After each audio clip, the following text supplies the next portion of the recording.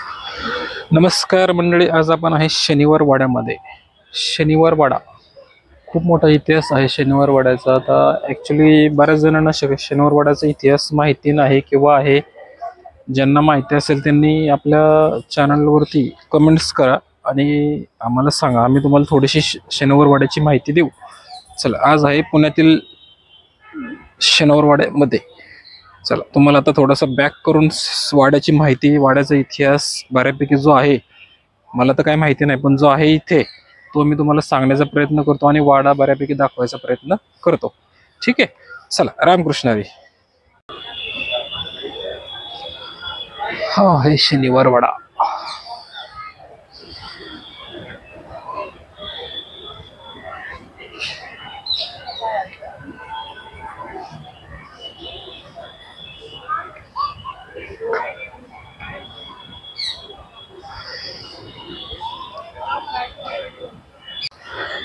तर मंडळी, 18व्या शतकातील शनिवार वाडा, 18व्या शतकात बांधलेला हा शनिवार वाडा ही पेशव्यांची बांधलेली सर्वात मोठी, भव्य, विशाल आणि डौलदार वास्तू. या इमारतीच्या पायाभरणीचा समारंभ शनिवार दिनांक 10 जानेवारी 1730 मध्ये हिंदू रीती रिवाजानुसार वास्तुशांत शुभारंभ शनिवार दिनांक 22 जानेवारी 1732 या शुभ दिवशी झाला. इसवी सन 1758 मध्ये किमान 1000 लोक या वाड्यात राहत होते. किमान 1000 लोक, किमान तर राहत असा उल्लेख सापडतो. जेव्हा मराठेशाही ही हिंदुस्थानातील सर्वात मोठी सत्ता होती, त्यावेळी शनिवार वाडा हेच पेशव्यांचे कारभारी दप्तर होते. त्यावेळी अनेक सरदार, लष्कर प्रमुख, राजे आणि देशी विदेशी राजदूतांनी येथे भेट दिलेली आहे. असे म्हणतात की या 7 मजली भव्य इमारतीच्या छतावरून आळंदीच्या श्री संत ज्ञानेश्वर मंदिराचा कळस दिसत असे. बघा, शनिवार वाडा ही अत्यंत प्रेक्षणीय असलेली राजेशाही वास्तू प्रामुख्याने पेशव्यांचे निवासस्थान म्हणून बांधण्यात आली. वाड्यातील मूळ निवासस्थानाचा पाया थोरले बाजीराव पेशवे यांनी इसवी सन 1730 मध्ये घातला व वास्तुशांत इसवी सन काळात थोरले बाजीराव पेशवे यांच्या उत्तराधिकाऱ्यांनी तट, बुरुज, दरवाजे, दिवाणखाने, कारंजे, पाण्याचे हौद आदी वस्तू बांधल्या. इसवी सन 1827 मध्ये 5 दरवाजे व 9 बुरुज असलेली भोवतालच्या तटाची भिंती अवशेष स्वरूपात दक्षिणेस आहे. प्रमुख दरवाजा हा दिल्ली दरवाजा असून मस्तानी दरवाजा अथवा अली बहादूर दरवाजा, खिडकीची दरवाजा, गणेश दरवाजा व नारायण दरवाजा हे इतर दरवाजे होते. शनिवार वाड्यात एक मुख्य 7 मजली 7 खणी इमारत होती. वाड्यातील इतर महत्वाच्या इमारतीत थोरल्या रायांचा दिवाणखाना, नाच्याचा दिवाणखाना, फवारे उडवणारे म्हणून ओळखले जाणारे शेवडदेलेन कमालाच्या आकाराचे कारंजाची शोभा अवर्णनीय होती. दिवाणखाने व त्यातील अतिसुंदर कोरीव कामे, कामाने नटलेल्या कमानींना सुरूच्या झाडाचे आकार दिलेले खांब होते. छतानी मनोहारी लाकडे, वेलबुट्या आणि सुंदर वेली व फुले कोरलेली होती. भिंतीवर रामायण व महाभारत या महाकाव्यातील प्रसंगाचे देखावे चित्रित केले होते. शनिवार वाड्याच्या इमारतीचे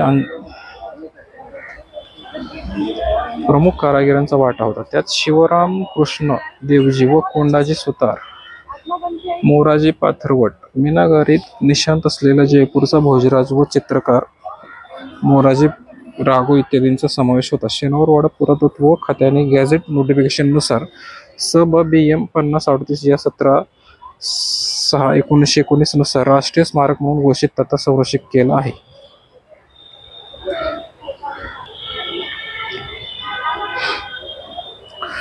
सन 1918 इसवी सन जून 1818 मध्ये दुसऱ्या बाजीराव पेशव्यांनी गादीचा त्याग केला होता. तसेच आणि पेशवाईची सूत्र सर जॉन मॅल्कॉम यांच्या हाती सोपवून ते एक राजकीय कैदी म्हणून कानपूरजवळ बिठूर येथे राहण्यास गेले. 27 फेब्रुवारी 1827 रोजी वाड्याला लागलेल्या भीषण आगीमध्ये इमारत भस्मसात झाली आणि पेशव्यांच्या विशाल साम्राज्याचा एकमेव निशाणीचा काळाच्या पडद्यावर दुर्दैवी अंत झाला. ही आग सतत 7 दिवस चालू होती. आता केवळ काही मोजकेच अवशेष शिल्लक आहेत.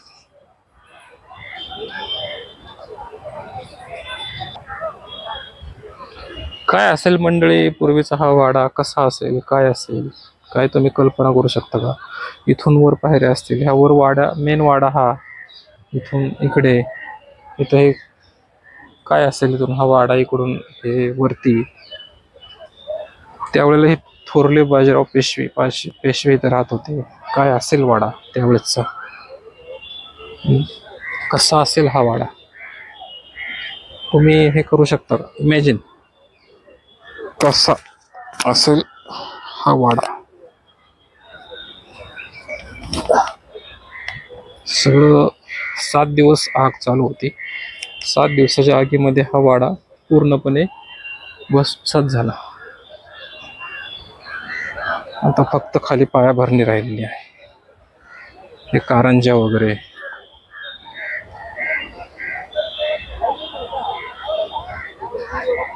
कोणी अजून पाहिला नाही वाडा हे आम्हाला सांगा कमेंट्स मध्ये. पुण्यातील शनिवार वाडा.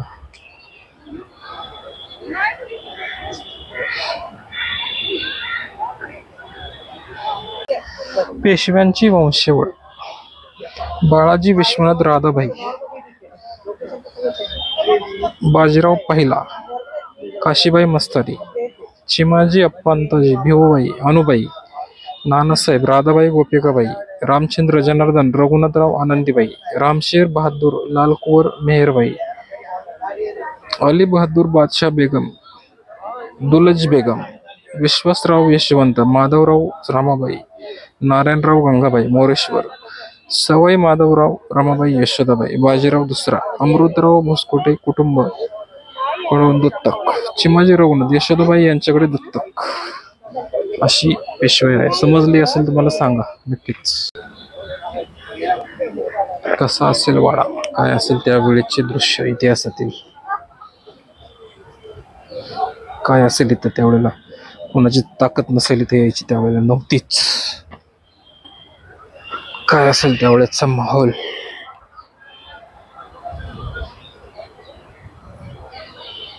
कसा असेल वाडा.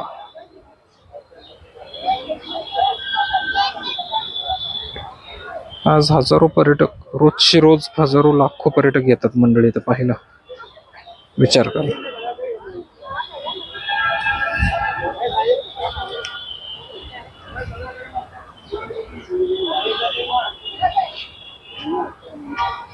लाखो पर्यटक येतात इथं. छत्रपती आणि पेशव्यांची गादी: मराठ्यांचे राज्यकर्ते छत्रपती शाहू यांची गादी येथे होती.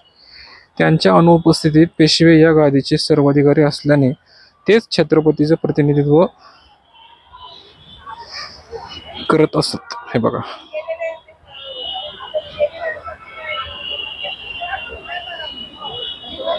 येथे गादी होती छत्रपती शाहू महाराज यांची. लोक आज रोज इथे फक्त पर्यटन स्थळ म्हणून लोक बघतायत, येतात जातात, फोटो बिटो काढतात मस्तपैकी. पण इतिहास हा खरा, ह्याच्यातून इथून माहिती घेतलं पाहिजे, शिकलं पाहिजे, काहीतरी थोडंसं याच्यातून तुम्ही हे केलं पाहिजे. काय पण नुसते येऊन फोटो काढणं किंवा ते हे करणं हे बरोबर नाहीये, मला असं वाटतं. चल जरा थोडंसं पलीकडे जाण्याचा प्रयत्न करू आपण.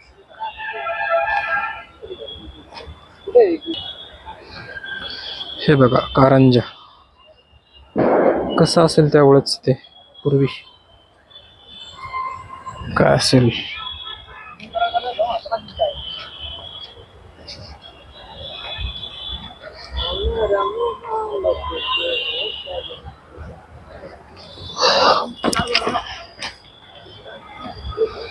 याला काय म्हणतात मंडळी, ह्याला काय म्हणतात, हे काय असेल, हे पूर्वीचं आंघोळीचं वगैरे काय म्हणतात त्याला. परत सदाशिवराव भाऊ हे थोरले बाजीराव यांचे पुतणे आणि चिमाजी आप्पा थोरले बाजीराव हे यांचे बंधू यांचे पुत्र होत. ते 1761च्या पानिपतच्या लढाईत रणांगणावरती धारातीर्थी पडले. बघा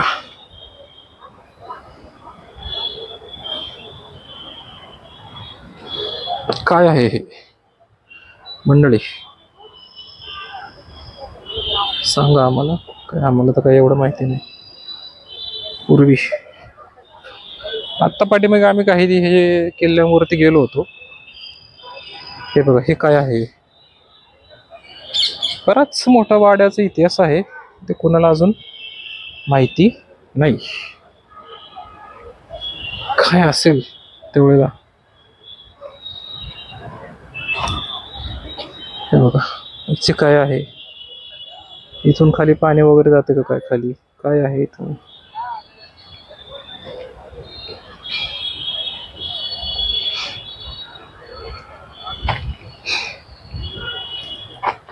थोरले माधवराव पेशवे यांचे निवासस्थान 1761च्या पानिपतच्या पराभवानंतर मराठी साम्राज्याला पुनश्च उभारी देते. चौथे पेशवे माधवराव यांचे साधेपणा दर्शन निवासस्थान येथे होते. त्यांचे निवासस्थान. थोरले पेशवे चौथे माधवराव यांचे साधेपणा दर्शन निवासस्थान येथे होते. बघा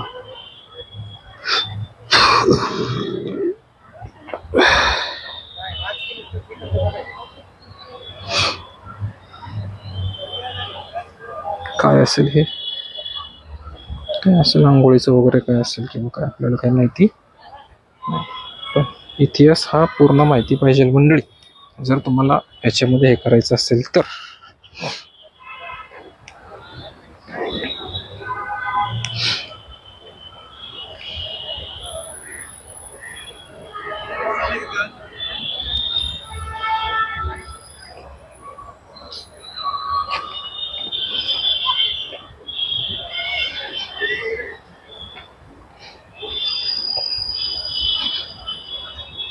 काय म्हणतात त्याला,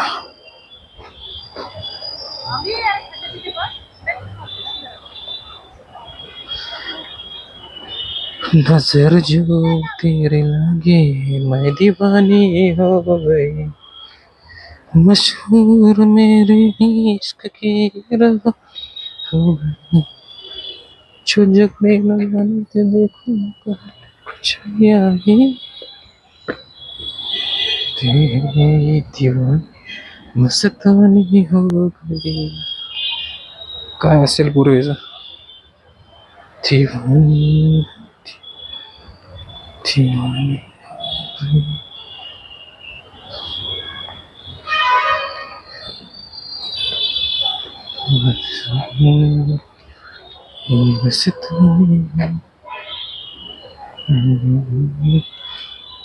वाड्यासाठी महत्वाचा स्रोत असलेली ही विहीर, त्यावर बसवलेल्या रहाटने पाणी उचलले जात असे. जी विहीर आहे इथं पूर्वीची रहाट.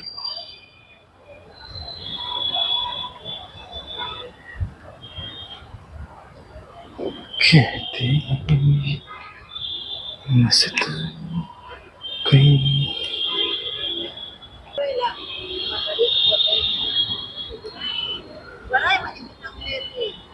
विहिरीला पाणी आहे इथं.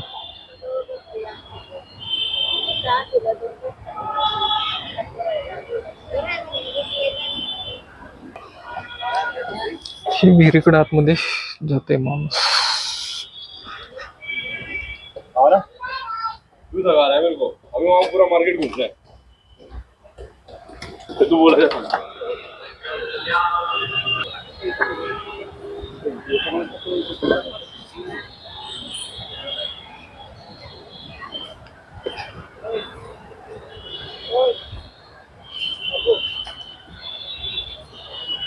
कहते हैं मस्तानी हो गई. आज फक्त प्रेक्षणीय स्थळ. आज काय नाही मंडळी राहिलं, काय नाही आज.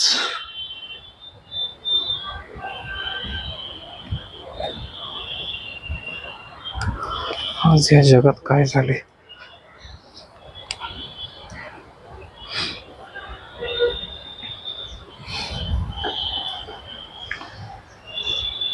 हे बघा वाडा आहे, चारे बुरुज आहे, तिकडून इकडं तिकडून येतात, तिकडे लोक जात आहेत, तिकडं असंच या पद्धतीने जाणं आहे चालू.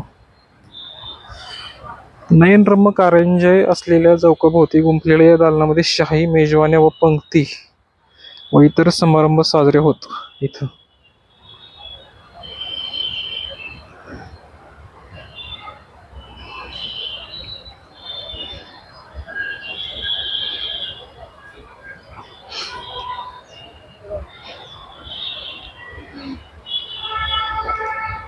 कुठं फिरे